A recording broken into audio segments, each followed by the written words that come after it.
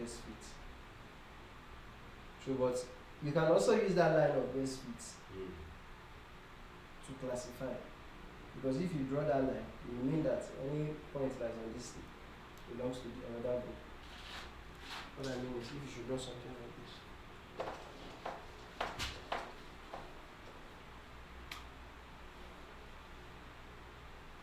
If I want to use this as a classification algorithm, if I should draw this line, that means anything that falls here on the right hand side is group A. Anything that falls on the left hand side is group B, right? Yes. But if I want to use it as a regression algorithm, that means after I draw this line, I'm looking for the line that is a line of best fit, such that we know that the error between the distance, the average distance between each of these points and the line is minimal, right? So, same thing, so that's how SVM works. You can see that picture there. So, you can use it for not just 2D tasks, but also 3D. So, for 3D now, we are going to try to get the hyperplane across the points. So, this is our 3D. And you have points which drawing a plane as a place the points. So we have some points like this, some points that are under.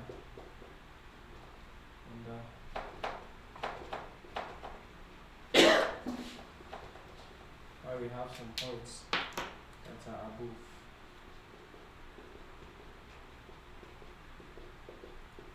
So it will keep on adjusting the plane until it has something that cuts across and effectively divides it into groups.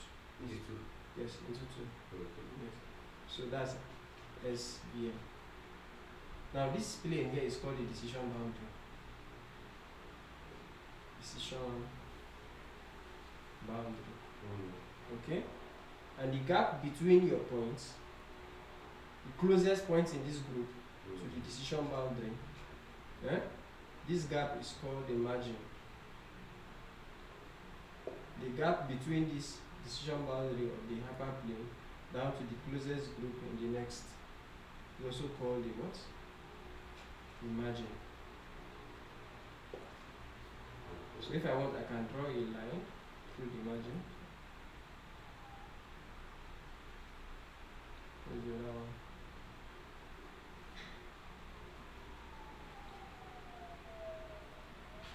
So the way SVM works is that it wants to make the margin as wide as possible from the plane, because the wider, the closer the points to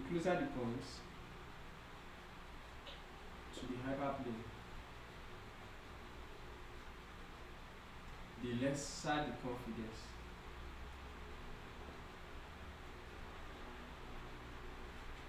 And the wider or the farther, not farther another, the farther the points in the margin,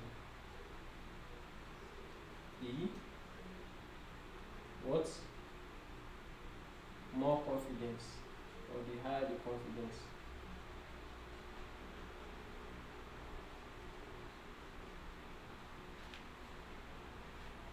The higher the confidence.